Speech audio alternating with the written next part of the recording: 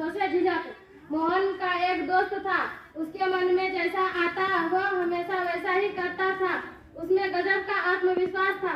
नियम तोड़ना उसके लिए आसान काम था। अगर गलत करने की सजा मिलती तो वह हंसते हंसते सजा सहन कर लेता। मोहन एकदम उल्टा था। उसमें हमेशा ही झिझक रहती थी, संकोच रहता था। कुछ करने से पहले मोहन सोचता कि इसका असर दूसरों पर क्या होगा।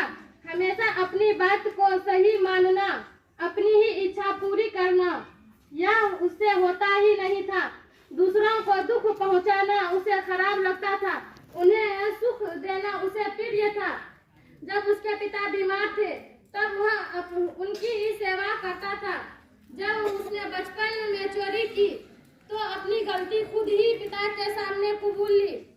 इसका नतीजा यह हुआ कि पिताजी का मोहन में